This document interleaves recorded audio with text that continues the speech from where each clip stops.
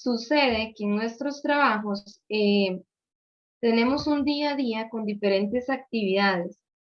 Si bien es cierto, podemos tener pasión por nuestro trabajo, también tenemos que tener algunos cuidados, un autocuidado con nuestra propia salud.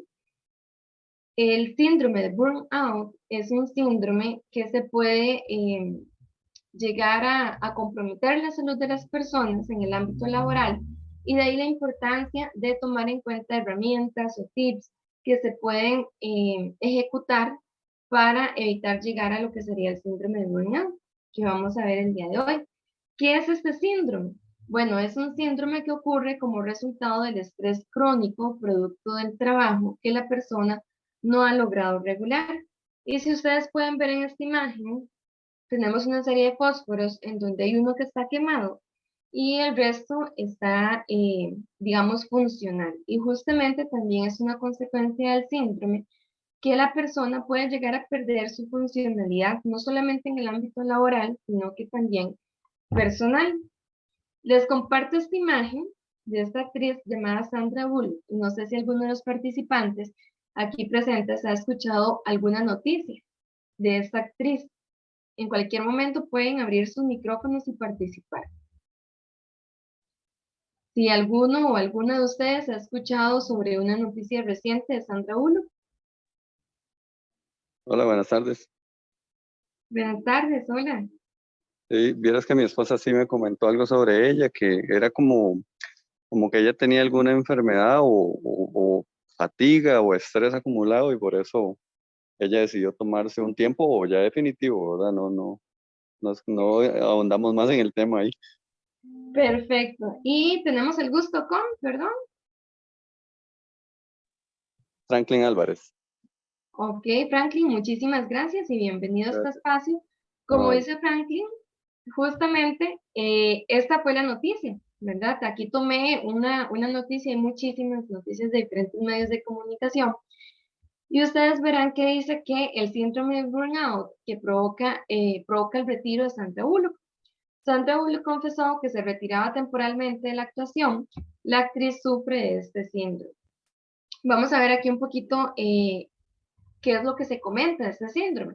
Dice que Sandra Bullock se retira debido a que padece el síndrome de desgaste profesional o laboral, o incluso desgaste, acá como pueden ver el nombre que le dio la OMS, síndrome de desgaste ocupacional.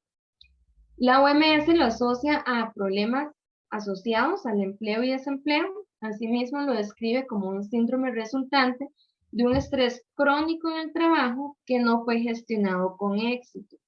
El exceso de trabajo fue reconocido en el mes de mayo del presente año como una enfermedad laboral en este documento llamado CIE 11, que es un documento donde están clasificadas las diferentes enfermedades que se pueden tener desde la Organización Mundial de la Salud, y se le ha llamado en español síndrome de desgaste ocupacional. Aquí tenemos algunas palabras que mencionan al mundo anunciando su retiro temporal de la actuación, que como bien dice Franklin, indagando más en las noticias, ella dice que bueno, que de momento es temporal, que no se sabe si va a ser por más tiempo definitivo. Y menciona la actriz: no quiero estar en deuda con el horario de nadie más que el mío. Estoy tan quemada, estoy tan cansada y no soy capaz de tomar decisiones saludables e inteligentes, y lo sé, aseguró la ganadora del Oscar. Muy bien. ¿Por qué les coloco esta noticia? Porque resulta ser que pues este síndrome puede afectar a cualquier persona y no necesariamente tiene que ser como reconocido buen o mal trabajador. Simplemente es un síndrome que puede llegar, y más adelante ustedes van a ver algunas características para poder reconocerlo. Algunos datos importantes. A nivel internacional, se ha visto que profesionales de salud y docentes son de los sectores más afectados con el síndrome de burnout. Con la pandemia incluso se dio que el síndrome aumentó en un 51%. Es decir, también se ha visto dentro de estos estudios que existe una relación significativa entre este síndrome y el riesgo de sufrir depresión. Afecta además este síndrome a una décima parte de la población mundial de enfermeras. Entonces, estos son datos puntuales de investigaciones que se han realizado, estudios que se han llevado a cabo a nivel internacional. Y justamente se ve que la docencia ha sido clasificada como una de las profesiones más estresantes en diversos contextos culturales y educativos. Aquí hago nada más un sondeo general, si me pueden levantar la mano o abrir el micrófono e indicar eh, si hay personas aquí que ejerzan la docencia, ¿verdad? En cualquiera de todos sus ámbitos. Porque justamente vean ustedes que la docencia pues es clasificada como uno de los sectores, al igual que el sector salud, con más riesgo de sufrir este síndrome. Y algunas personas incluso se puede combinar estas dos partes, pertenecer tanto al sector salud como la parte de la docencia. ¿Qué pasa en Costa Rica? Bueno, en Costa Rica tenemos algunos estudios también con respecto a este síndrome. Se ve que en uno de estos estudios, uno de los resultados arrojados fue que los profesores de colegio laboratorio presentan mayores niveles de somatización. Esto quiere decir que el estrés empieza a generar síntomas a nivel físico en el cuerpo, presentan mayores niveles de esto de somatización que los que elaboran en colegio académico. Entonces, eso fue un estudio que se realizó. Otro de los estudios en sede occidente, si no me equivoco, de la Universidad de Costa Rica, fue que este síndrome está presente en docentes universitarios. Otro de los estudios es que el personal médico es uno de los más afectados por el síndrome de burnout. Y vean ustedes que entonces nuestro país no está libre ni exento de lo que es este síndrome. Para empezar a ver las características, ¿qué caracteriza este síndrome? Altos niveles de agotamiento, ¿verdad? Si ustedes ven aquí en la imagen es como si ya no se tuviese batería.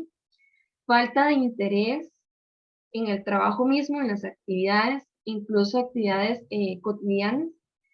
Negatividad y cinismo en el trabajo, ¿verdad? Entonces se empiezan a escuchar comentarios de cinismo con respecto al ejercer en las diferentes ocupaciones que puedan existir, reducción de la productividad laboral. Entonces, aparte que me siento sumamente agotado, ya empiezo a ver como una nube negra a mi alrededor en el ámbito laboral y aparte de esto, ya no estoy produciendo tanto como antes.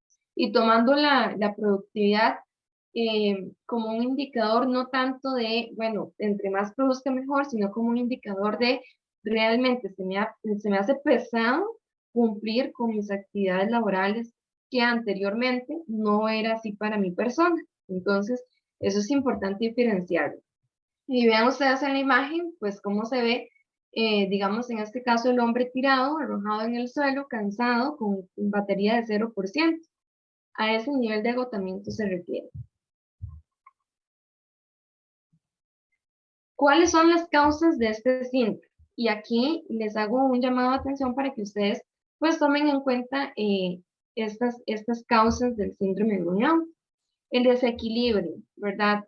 Poner atención, ¿qué tanto equilibrio tengo entre mi vida laboral versus mi vida personal? ¿Qué tanto estoy gestionando mis actividades para hacer una separación entre a qué horas termino de trabajar y a qué hora retomo mi rutina por ejemplo, en mi casa, en mi hogar, con mi familia, con mis cuidados personales, con actividades sociales?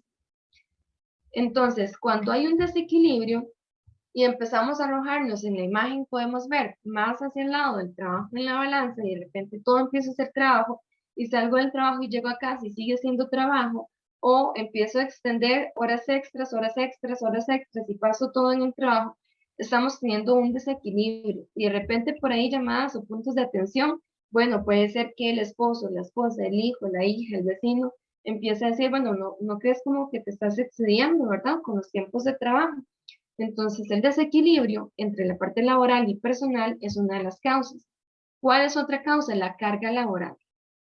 El exceso de funciones, ¿verdad? O la carga no corresponde con el horario, ¿verdad? Entonces empezamos a sentir que hay una infinidad de tareas que no terminan, que vamos a cumplir un horario de trabajo, pero ni cumpliéndolo se pueden abarcar, pero no se terminan las tareas, llegan nuevas tareas, tal vez complejas, tal vez de difícil manejo, y empezamos a sentir que la carga laboral nos excede.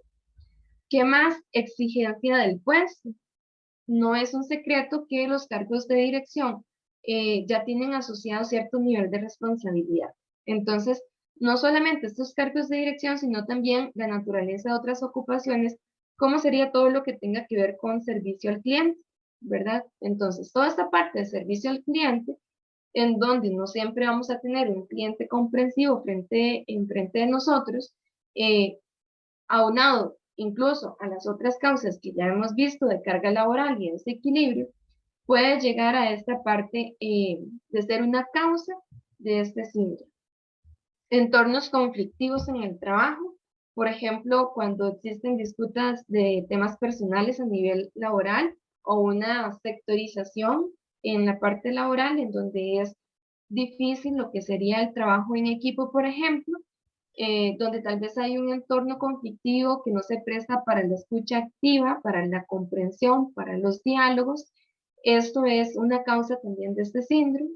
El acoso laboral, ¿verdad? Y aquí imagínense en estas causas como un bingo. Yo espero que ahorita que ustedes me están escuchando no tengan cartón lleno. El acoso laboral, digamos, si se sufre de abuso de autoridad de parte de alguna jefatura o de parte de los compañeros de burlas y acusaciones falsas, y el hostigamiento sexual. Eso para mencionar algunas de las causas, digamos, más reconocidas y comunes para lo que sería tener riesgo de tener este síndrome de burnout. En hostigamiento sexual, aquí nada más recalco que en Costa Rica existe una ley contra hostigamiento o acoso sexual en el empleo y la docencia. Esto porque es necesario e importante que lo conozcamos. Muy bien. Ahora, ¿cuáles serían, aparte de estas causas, factores de riesgo, otros factores de riesgo para llegar a tener este síndrome de burnout? Bueno, algunos factores de riesgo estos factores se pueden dividir en los que son relativos a la organización, al puesto de trabajo, y los que son relativos o que están más relacionados con las relaciones interpersonales. Entonces, en la parte de la organización tenemos varios puntos.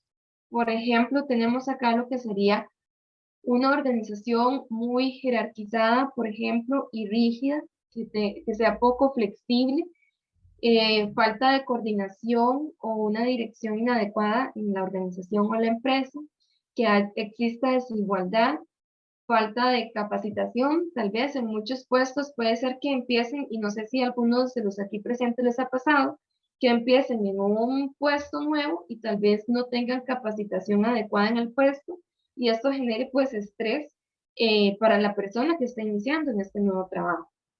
Burocracia excesiva también. ¿Qué tenemos aquí? Bueno, por ejemplo, cuando para llegar a realizar un trámite en la empresa o en la organización se requiere de un proceso, que requiere otro proceso, que requiere otro papeleo, que requiere otro requisito, entonces se da un camino burocrático extenso. Las relaciones conflictivas en la organización, que ya lo vimos anteriormente, la sobrecarga de trabajo, que es uno de los principales ejes para llegar a sufrir este síndrome, la falta de recompensa o de motivación, o incluso la misma persona va perdiendo la motivación. Carga emocional excesiva, por ejemplo, cuando tenemos estos entornos, no necesariamente, digamos, tiene que ser solamente de la parte personal, sino, por ejemplo, en el mismo ámbito laboral, que se tenga una carga emocional excesiva porque por ejemplo, se tienen diversos conflictos porque hay un entorno conflictivo, como les mencionaba, que no haya conversaciones asertivas, que no haya un espacio para el diálogo, poca autonomía en la toma de decisiones, ¿verdad? Esa sensación de que no se tiene un poder de decisión, estresores económicos, claro, también. Todo esto en conjunto lleva también a la insatisfacción en el trabajo. Entonces, esa sensación de estar insatisfecho con el trabajo, más unido a todo lo que hemos visto hasta acá, puede llevar a que la persona experimente este síndrome. Ahora, en la parte de las relaciones interpersonales, tanto el trato con clientes o personas difíciles, no todo el tiempo vamos a tener a una persona comprensiva del otro lado del teléfono o al otro lado del mostrador o del escritorio. Una dinámica negativa en el trabajo, más que todo en relaciones de trabajo en equipo, por ejemplo, relaciones tensas, competitivas o conflictivas, una falta de red de apoyo también, falta de colaboración entre los compañeros, incluso el proceso de contagio social, ¿verdad? Cuando estamos en un sector en donde se empieza a contagiar este síndrome, ¿verdad? Tal vez como lo que dice en la publicidad de boca en boca, pero empezamos a ver que aquí también es un espacio de cuando se empieza a comentar o a tener quejas sobre el trabajo y en realidad ya es porque existe un agotamiento. Entonces, aquí la idea es evitar llegar a esos escenarios. Muy bien, entonces, ¿cómo reconocerlo? ¿Qué síntomas podrían ser indicadores de alerta para estar atentos? Resulta ser que en este síndrome de burnout hay síntomas que son emocionales y hay otros que son físicos. También porque hay una relación entre ellos, ¿verdad? Podemos tender a tener una emoción y somatizarla, que es este concepto del que les hablaba anteriormente, que es transferir el cómo me siento emocionalmente a algún signo o síntoma físico. Entonces, por ejemplo, dentro de los síntomas emocionales podemos tener sensación frecuente de ira, de tristeza, de ansiedad, de baja autoestima, de mente en blanco en este síndrome. Y en los síntomas físicos se puede llegar a somatizar de alguna de estas maneras, ya sea mediante insomnio, dolor de cabeza constante, problemas digestivos, tensión muscular, hipertensión arterial también, ¿verdad? Y aquí nuevamente les repito, yo esperaría que ojalá no tengamos un cartón lleno en cuanto a esto. Y si por ahí ya en este momento de la charla ustedes dicen, pucha, es que sí, la verdad es que sí voy aquí como tal vez no el cartón lleno, pero ya bastantes, entonces que sea esta charla el día de hoy una alerta para ustedes mismos y ustedes mismas para considerar, bueno, entonces, ¿qué podemos hacer para ayudarlos?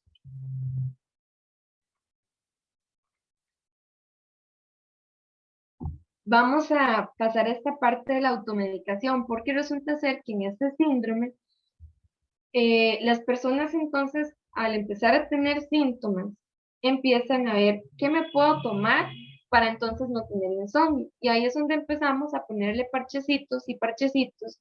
Digamos, si nos imaginamos una vasija, ¿verdad? Que está con hendiduras, empezamos a poner parches, pero en realidad no estamos atendiendo la causa. Y eso es un factor realmente importante y a considerar para evitar a tener este síndrome. En la parte de automedicación, la automedicación ha sido a través de la historia también una parte de autocuidado, no necesariamente es que tenga una connotación negativa. El autocuidado también viene desde los ancestros, ¿verdad? Me siento de esta manera, qué plantas o qué cosas puedo utilizar o se ha visto que puedo utilizar para sentirme mejor, para cuidar de mi salud. Entonces, vean que en realidad la automedicación viene desde mucho antes. ¿Qué es la automedicación? Es la selección y uso de medicamentos por individuos para tratar en sí mismos síntomas o enfermedades reconocidas. Entonces, acá implica que las personas consigan y utilicen medicamentos sin prescripción ni participación del médico o farmacéutico, quedando excluidas en este caso las toxicomanías o las drogodependencias para el concepto de automedicación. En términos muy concretos, cada medicamento, a excepción de los que son de libre venta, que vamos a ver más adelante, debe tener una indicación específica, idealmente con recomendación de un médico o al menos la recomendación y el acompañamiento de un farmacéutico para saber qué me estoy tomando, qué reacciones o efectos secundarios son esperables de lo que me estoy tomando, qué cuidados tengo que tener, cómo tomármelo. Y entonces la automedicación es simplemente me tomo algo porque algún vecino o vecina me dijo que era bueno, porque yo pensé que era bueno, me lo tomo sin saber tan siquiera si sí o no me puede llegar a ayudar. En algunos casos, sí puede tenerse un panorama más claro, se puede pedir guía, incluso un profesional en salud, y entonces ya ahí no sería automedicación. La diferencia es que cuando yo me automedico es porque estoy haciendo uso de medicamentos que no vienen por una recomendación de un profesional de salud y que incluso no pueden que no tengan prescripción médica. ¿Qué se ha visto en Costa Rica para la automedicación? En general, por ejemplo, de los estudios de los más recientes que se han realizado en el país, en el 2010 se dio que el 0.82% de la población, o sea, alrededor casi de 30.000 personas, entre los 2 y 70 años de edad, estaban consumiendo de forma activa y sin prescripción o recetas al menos un medicamento de las siguientes categorías. Y aquí hay un punto de cuidado, y es que aquí no estamos viendo acetaminofén, ibuprofeno, no, estamos viendo medicamentos de categoría como los barbitúricos, que son medicamentos de cuidados importantes. El Alexal es un ejemplo, que es la marca, y el fenobarbital es el principio activo. La ansiolid, que este medicamento requiere prescripción porque es un medicamento controlado, requiere prescripción médica. Benzodiazepinas, incluso medicamentos para inducción del sueño que requieren también prescripción médica, como el Salepro, que es la sopiclona. Y curiosamente, en ese estudio se evidenció que estas personas estaban automedicándose con estos medicamentos porque los conseguían de otros usuarios. Entonces, por ejemplo, la hermana, la tía consumían el medicamento y la persona usuaria lo consumía de forma automedicada. Es decir, bueno, si a usted le funciona para esto, yo también me lo voy a tomar sin saber si realmente son necesarios. Y en estos casos, esos medicamentos sí requieren una prescripción médica, son aparte medicamentos controlados, y si son controlados es porque tienen riesgos asociados a la salud. En burnout, ¿qué se ha visto? Que las personas utilizan más para automedicarse. No sé si le suena el nombre Ritalina, ¿verdad? O el Adderall, que es metilfenidato. Se ha visto que cuando una persona, y acá digamos, me voy a salir un poquito del ámbito laboral y también pensándolo para los estudiantes universitarios, cuando están con esta sensación de agotamiento extremo y requieren estudiar o se sienten agobiados por la cantidad de materia que tienen que abarcar, pueden automedicarse con este medicamento. Y lo que pasa es que igualmente cada medicamento tiene los riesgos asociados y es un medicamento controlado que requiere una prescripción médica y que no es el uso indicado. Entonces, esto hay que tomarlo en cuenta. Igualmente, los barbitúricos y las benzodiazepinas son los medicamentos que más he visto que se consumen por automedicación en burnout. Y justamente son medicamentos que, como les digo, tienen riesgos asociados y que por eso es que son controlados. ¿Cuáles son otras sustancias de abuso que suelen utilizar personas cuando experimentan este síndrome? El alcohol, la cafeína y cannabis. Entonces, todo medicamento requiere prescripción. Bueno, resulta ser que en la cuarta conferencia panamericana sobre armonización de reglamentación farmacéutica y la Organización Panamericana de la Salud recomiendan algunos criterios para clasificar qué medicamentos se pueden vender sin receta médica. Y vamos a analizarlos solo porque de aquí vamos a tomar pie para lo que viene en la siguiente diapositiva. Resulta ser que hay 9 criterios. De estos 9 criterios, por ejemplo, uno de los primeros es que el medicamento, para que se pueda vender sin receta, idealmente debe cumplir con los 9 criterios. El primero, eficaz y seguro para uso y tratamiento en enfermedades leves. Entonces, enfermedades leves, ¿verdad? No vamos a usar un medicamento, qué sé yo, para cáncer solo porque sí. No, es para enfermedades leves. Ahora, con amplio rango de seguridad, que esto lo que quiere decir es que no representa un peligro grave para la salud de la persona.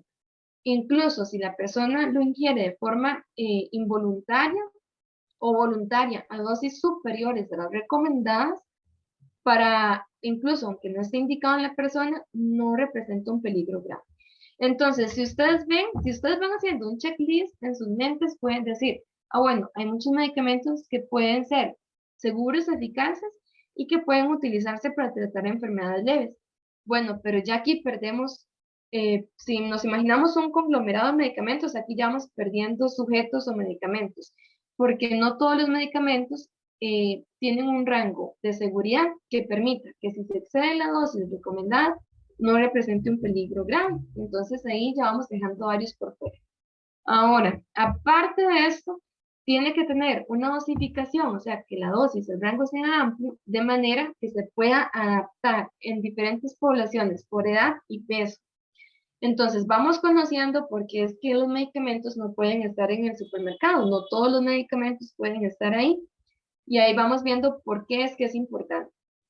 Un cuarto criterio, que no genere tolerancia o dependencia, ¿verdad? Entonces, ya aquí estamos perdiendo incluso muchos de los medicamentos que hemos visto que las personas se automedican con síndrome de burnout, porque hay algunos de ellos que sí pueden generar dependencia. Entonces, ya desde ahí vamos perdiendo medicamentos que se puedan vender sin receta.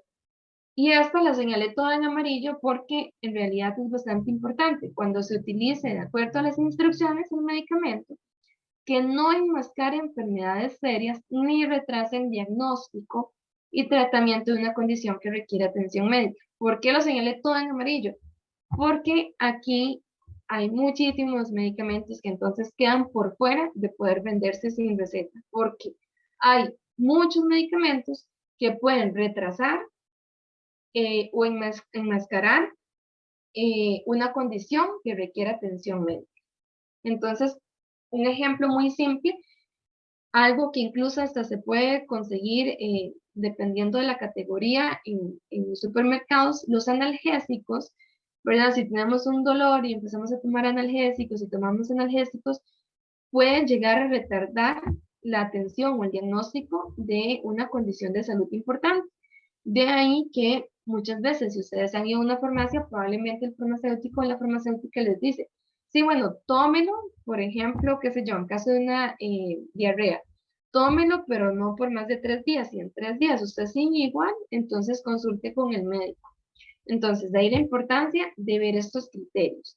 Que sea un medicamento seguro en todos los grupos de edad de la población, y aquí también otro montón de medicamentos que dan por fuera, que sea una vía de administración fácil, sencilla, como la vía oral, por ejemplo, o tópica en piel, que haya sido comercializado bajo prescripción médica por lo menos de 5 a 10 años y que las reacciones adversas o efectos secundarios no hayan incrementado en el periodo de comercialización, es decir, que por lo menos sea algo equiparable con los estudios de cuando se estudió la molécula o el medicamento. Entonces, vean que en realidad es muy difícil como que un medicamento cumpla con todos estos criterios para que sea vendido sin receta. Y de ahí la importancia entonces de evitar la automedicación. ¿Qué riesgos o a qué riesgos me puedo exponer si me automedico? Ocultar un problema de salud grave, ¿verdad? Muchas veces tenemos una idea que podría ser, por ejemplo, qué sé yo, se me ocurren las infecciones de orina. Bueno, puede ser que esté experimentando el inicio de una infección de orina. Bueno, muy bien. Entonces, empiezan a comprar analgésicos de vía urinaria en la farmacia. Bueno, resulta ser que llega un momento en que la persona cae en fiebre, se llega a sentir sumamente mal, empieza con una exacerbación de todos los síntomas que sentía al inicio y recae o cae en un servicio de urgencias o emergencias, ¿verdad? En un centro de salud. Crear resistencia a un antibiótico. Y acá yo creo que se ha creado mucha conciencia. Creo que actualmente es algo que ha disminuido, sin embargo es algo que todavía sigue.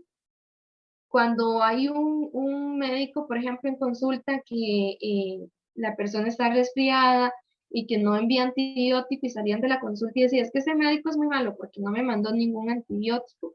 Y yo estoy, mire, con tos y estoy con flemas y estoy con otro. Bueno, es que recordemos y el antibiótico es para cuando el agente causante de la enfermedad es una bacteria, ¿verdad? Pero ya ahora todos tenemos mucha conciencia de que existen otros agentes como los virus.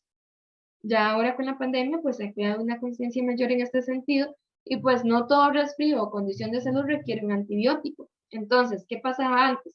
Que entonces, como el médico no me mandó el antibiótico, pero me había sobrado a mí un antibiótico, que ya de por sí no tenía por qué sobrar, o algún familiar le había sobrado, entonces me tomo el antibiótico. Me estoy automedicando, o tal vecino o vecino me dijo que era bueno para eso, y ahí sí es cierto que estamos cayendo en un riesgo bastante importante porque se puede desarrollar una resistencia a ese antibiótico, es decir, que luego ese antibiótico a dejar de ser una opción o una alternativa para tratar una enfermedad. Y eso puede llegar a serias consecuencias, hasta el punto en que si antes me podrían tratar en casa, tenga que ser tratado ahora en un hospital porque ahora el antibiótico que me hace efecto para mi infección me lo van a pasar por la vena, entonces no me lo pueden mandar para la casa. Entonces, para que vayamos midiendo cuáles son los riesgos, que tal vez sea muy sencillo, pero en realidad sí hay riesgos asociados a la automedicación. Agravar la enfermedad, en el ejemplo que les ponía, que es muy común en diarreas, en infecciones urinarias, retardarlo, atrasarlo y ya después la enfermedad se torna grave, o digamos se puede llegar a complicaciones, efectos adversos indeseados también. Aquí les voy a dar un ejemplo de la vida real para que ustedes vean. Resulta ser que llega una consulta de un medicamento para dormir. Entonces la persona consulta que si puede tomarse ese medicamento para dormir. Explorando el medicamento y comentando con la persona, se le explica que el medicamento que está consultando es de una categoría llamada antipsicótico y que este medicamento en realidad tiene varios efectos a nivel central, se le llama, digamos, a nivel cerebral, que existen otras alternativas y se empieza a indagar cuáles son los problemas que tiene la persona para dormir y demás. Bueno, al final se ve que con medidas de higiene del sueño, ¿verdad? Algunas medidas se puede abordar los problemas que tiene para dormir y se le pregunta que cómo consiguió el medicamento o cómo llegó a la conclusión de tomar ese medicamento para el insomnio que estaba presentando la persona. Entonces la persona explica que resulta ser que el encargado de limpieza del lugar donde trabaja le recomendó tomar el medicamento porque la persona también decía que tenía problemas para dormir y con ese medicamento le iba muy bien. Lo que pasa y lo curioso del caso es que la persona que estaba consultando era una persona que había estudiado la carrera de medicina, ¿verdad? Ya era una persona que estaba ejerciendo. Entonces, curiosamente, como quien dice, en casa de herrero, cuchillo de palo, porque justamente muchas otras alternativas que incluso podría evitarse el uso de un medicamento o si fuese necesario, hay otras alternativas con muchísimo menos efectos adversos que la alternativa medicamentosa por la cual estaba consultando la persona. Entonces, para que vean que se pueden llegar a experimentar efectos adversos indeseados. Y por supuesto, el riesgo de intoxicación, ¿verdad? Muchas veces en la automedicación eh, lo realizan, por ejemplo, para pacientes pediátricos, para niños, y acá no tienen un seguimiento de lo que sería la dosis y justamente lo que se le da, y pasa a veces con mamás, lo que se le da o papás a un niño pequeño no es la misma dosis que se le da a un niño grande. Entonces, también ahí puede haber un riesgo de intoxicación asociado. Yo sé que hay personas que se conectaron después. Al inicio vimos como una explicación de lo que era el síndrome de burnout. Se comentó de la noticia de Sandra Bullock. En este momento, si no me equivoco, voy a darle el pase a Cintia para que empecemos a ver tips para evitar el síndrome de burnout y recordarles que por medio del chat pueden hacer sus consultas o los comentarios que tengan ahí.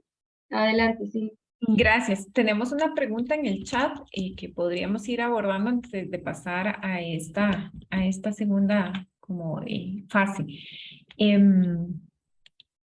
Nos preguntan si el síndrome se presenta solamente en el trabajo o también puede darse en el estudio y en casa. Bueno, eso es una pregunta muy importante y es muy amplia porque también tendríamos que entender de dónde viene el desgaste.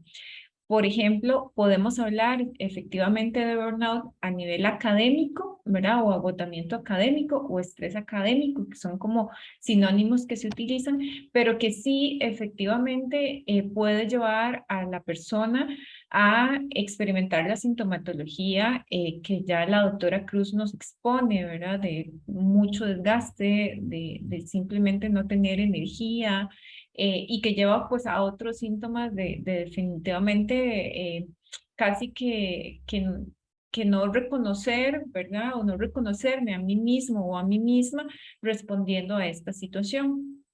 En el tema familiar habría que explorar diferentes causas. Por ejemplo, cuando hay una persona en la familia que tiene alguna enfermedad, sea terminal o sea crónica, pero muy compleja, existe otro concepto que está como más relacionado pues a ese tipo de intervención, pero que podría entenderse de la misma manera, porque es como claudicar de alguna manera o claudicación familiar, porque sabemos que, pues si nosotros tenemos en la familia una persona que dependa muchísimo de muchísimos cuidados, entonces se desarrolla un desgaste y también se puede desarrollar el desgaste de lo que conocemos como el cuidador principal. Entonces, podríamos hablarlo en términos muy amplios para una comprensión quizá diagnóstica más precisa, pues claramente necesitaríamos criterios de en qué sentido estaríamos hablando de este desgaste familiar o en qué sentido estaríamos hablando de este desgaste académico. Bueno, como siempre, quizá la reflexión que deberíamos un poco interiorizar es que la mayoría de las personas buscamos el bienestar o buscamos estar pues en un proceso de equilibrio importante en este sentido, y por eso es sumamente necesario también hacer como una revisión de cómo nos relacionamos con nuestra salud, porque es común que pensemos en nuestra salud más bien cuando se presenta la enfermedad, cuando hemos perdido pues esta condición de salud. Y realmente si asumimos un poco más de participación activa en nuestra cotidianidad, sería ideal justamente pensar en cómo más bien mantener nuestro bienestar y cómo mantener nuestra salud. Y quizá hay elementos que pueden ser como muy obvios, pero realmente cuando los traemos a colación y nos ponemos a pensar si realmente lo mantenemos, quizá no nos vaya tan bien como en ese nivel de autorreflexión. Y bueno, uno de los primeros elementos es esto: cuidemos de nuestra salud. Y la salud se cuida a través de muchísimas interacciones, porque es una condición que influye y tiene muchas interdependencias. Entonces, necesitamos, por ejemplo, realmente reconocer cuál es la alimentación que nos genera bienestar, porque es muy común que en el día a día, en las demandas, en el exceso de trabajo, en el exceso de estudio, en general, en los excesos de demanda, nos demos cuenta que ni siquiera tuvimos la oportunidad de conectar con nuestra sensación de hambre y son las 3 de la tarde y de pronto solo me tomé un té con una galleta y hasta ahora tomo conciencia. Entonces, el no respetar nuestras sensaciones corporales, el no respetar nuestros tiempos, también y pone al cuerpo en una sensación de estrés, porque nuestro organismo no entiende por qué estamos respondiendo así, solamente sabe que estamos en una situación de mucho estrés y va a poner al servicio de nosotros todas las alertas, pero cuando hay un exceso de demanda, pues el cuerpo solamente va a responder con una alerta, algo así como si ya estuviésemos frente a un incendio. El sueño y el descanso es una de las condiciones que generalmente más se nos altera o se nos altera principalmente a nivel de condiciones de estrés. Entonces, lo primero que notamos es que o no tenemos un sueño reparador o de pronto nos acostamos pero nos despertamos fácilmente cuando tenemos o decimos que tenemos nuestro sueño liviano, o nos cuesta conciliar el sueño o lo conciliamos pero nos despertamos muy pronto. Entonces, como mencionaba la doctora Cruz, pues también hay un tema de higiene de descanso, o sea, revisar cómo estoy durmiendo, cuánta importancia le estoy dando al ritual del dormir, cuánto no uso o exceso de uso estoy haciendo de mis dispositivos, cuánta actividad física realizo, y por actividad física nos referimos al movimiento, no necesariamente a una rutina concreta de ejercicios. O sea, realmente procuro estirarme, procuro hacer pausas activas, me detengo para de pronto caminar 5 minutos si me es posible. Hago ejercicios que me permitan también mayor movilidad. ¿Cómo están mis espacios de recreación? Es muy importante cómo están mis espacios para relajarnos. No todos nos vamos a relajar con las mismas acciones, pero es importante saber. Yo reconozco que me relaja. Me relaja de pronto ver una película, me relaja de pronto tomar una ducha caliente, me relaja una ducha fría, me relaja de pronto estar con mis mascotas, me relaja de pronto hablar por teléfono con una persona cercana. Entonces, en general tenemos como esta importancia de cómo estamos relacionándonos con nuestro cuerpo y con nuestra salud. Quizá un poco más allá de esto, pero relacionado está cómo estoy estableciendo los límites. En este equilibrio que hablábamos entre la vida laboral y la vida personal, entre este equilibrio para atender las cargas académicas, ¿soy capaz de decir no o decir con mucho gusto en otro momento? Hay una estrategia que es muy interesante, que dice que para darle un no a una persona tengo que tener un gran sí para mí. Entonces, siempre tengo que pensar cuál es el sí que yo quiero darme a mí para poderle decir a esta persona no, y no manejar sentimientos de culpa o, y ya lo vamos a ver más adelante, también temas de expectativa. Es que, bueno, a mí me enseñaron que hay que darle gracias a la vida por tener un trabajo, y entonces yo debo aprovechar y debo decir sí, debo estar disponible y debo estar 24/7, y en realidad esas son expectativas que muchas veces se generan. Si pasamos más adelante, vamos a ver que más allá de este tema de los límites, no sé si la doctora me ayuda a pasar a la siguiente, tenemos la posibilidad de tener mayor enfoque y conexión. ¿A qué nos referimos con enfoque y conexión? Debemos saber que somos una persona que tiene roles que se integran, que no es esto que puedo dejar a los problemas de la casa en la casa, o que puedo dejar las situaciones del trabajo en el trabajo, pero sí que tengo diferentes roles y que tengo entonces diferentes responsabilidades en estos roles. Puedo tener un rol de ser pareja, puedo tener un rol de persona trabajadora, de persona profesional, de persona amiga, de persona hija, de persona padre o madre.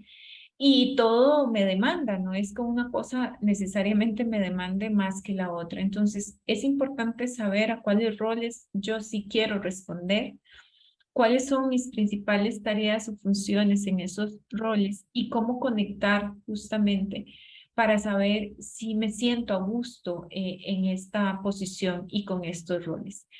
La comunicación es otra de las estrategias o de las herramientas que es muy importante que comencemos a entrenar. No necesariamente nosotros por hablar sabemos comunicarnos, y no necesariamente la comunicación que hagamos es la más asertiva.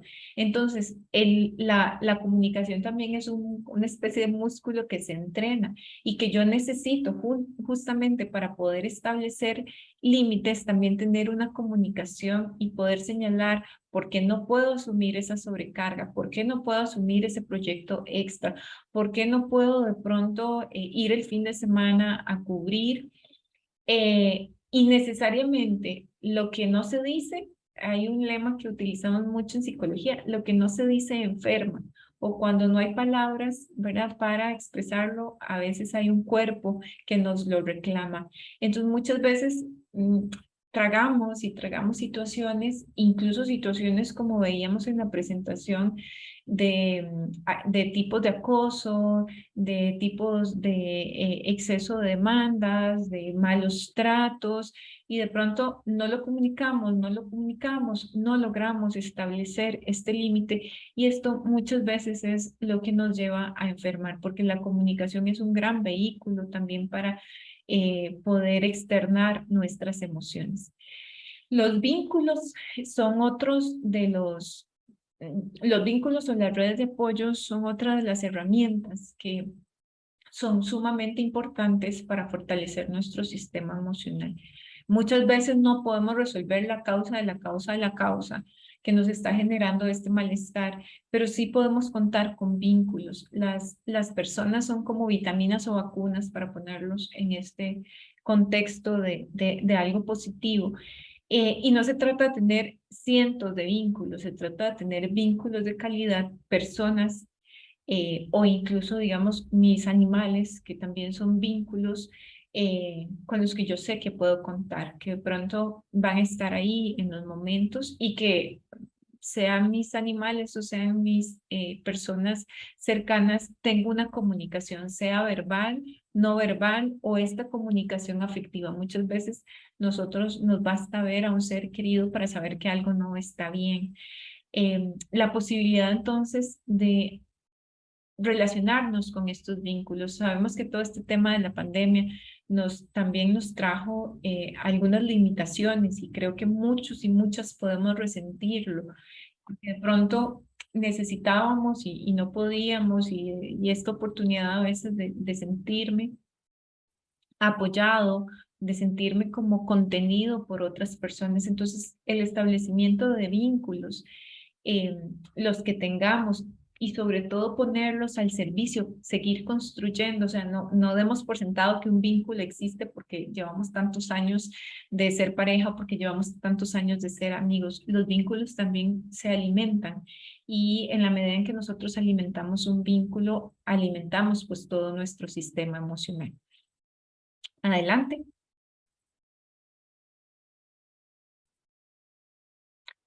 Y quizá uno de los retos más importantes, y casi que esto nos daría para una sesión completa de poder hablar de la gestión de las emociones. Todos y todas sabemos que sentimos emociones, podemos mencionar algunas de ellas, pero realmente las emociones no es algo que se enseña como se enseña una materia, es algo que aprendemos muchas veces por modelaje. Y a veces hemos tenido muy buenos modelos y a veces hemos tenido no tan buenos modelos.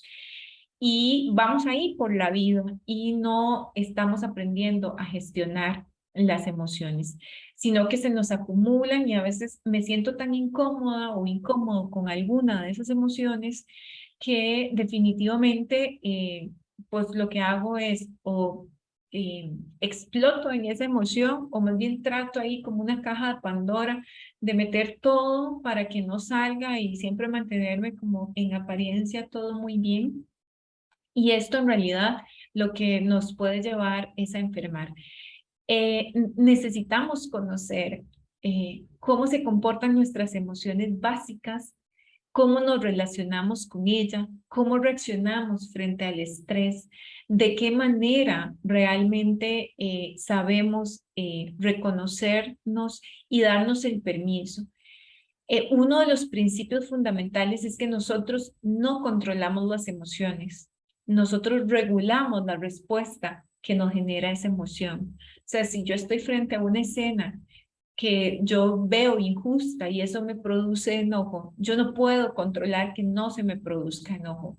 Lo que puedo generar es una serie de opciones para regular mi respuesta a esa emoción y que entonces esa emoción de pronto no me domine o que de pronto esa emoción no impulse conductas como llegar y darle un golpe a alguien porque me pareció algo injusto. Lo mismo nos sucede con la tristeza, que es una emoción a la cual también quisiéramos pasarle como de lejos, pero yo no puedo controlar cuando algo, una situación o una condición en particular me produce tristeza. Lo que yo puedo generar es un aprendizaje para regular esa tristeza, tener una serie de recursos internos, externos, para poder lidiar con ese proceso que puede ser por un proceso de duelo, puede ser por una separación, puede ser igual con algunas pérdidas que son tal vez menos tangibles o menos reconocibles. Entonces hay un principio de cuidarnos y amarnos que nos permite muchas veces tener como esta inmunización a las situaciones difíciles, porque si yo no sé cuidarme y no sé respetarme, es difícil que yo pueda generar espacios donde se me cuide o se me respete o se me ame, porque posiblemente no podré poner límites, posiblemente no podré tener una mejor comunicación, posiblemente no haré una adecuada gestión de las emociones. Y de ahí es muy importante, pensemos que lo que presentamos hoy es una consecuencia ya un poco tardía. Cuando ya reconocemos toda esta sintomatología, podríamos decir que no logramos activar algunas cuestiones a nivel de prevención, y por eso todo esto a nivel informativo y educativo es importante, como que si sentimos, como la doctora nos mencionaba, una serie de checks ahí puntuales, pues es hora de actuar. Si ya definitivamente estamos en este proceso de sentirnos totalmente quemados, hay entonces todavía que tomar acciones más concretas y más específicas, y una de ellas es solicitar ayuda de una persona que represente para mí eh, un vínculo de confianza, de cercanía. Si puedo, también la opción de profesionales que me puedan ayudar, y acciones en concreto que no vaya a ocultar, como mencionamos, de pronto con la automedicación o con acciones que no nos van a llevar a conectar con el bienestar y la salud, sino que van a ir sumando de alguna u otra manera mayor malestar.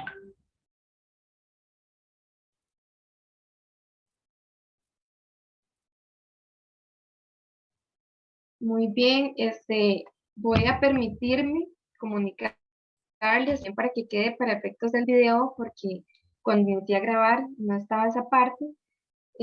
Presentar nuevamente a Cintia, ¿verdad? Cintia nos acompaña el día de hoy. Ella es psicóloga de la Oficina de Bienestar y Salud, jefatura de de la Unidad de Promoción de Salud de la OBS en la UCR, ¿verdad? Que es la Oficina de Bienestar y Salud.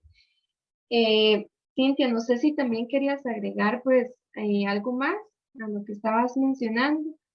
Más bien abriría el espacio por si hay alguna consulta como más puntual que podamos atender para aprovechar el tiempo que nos queda.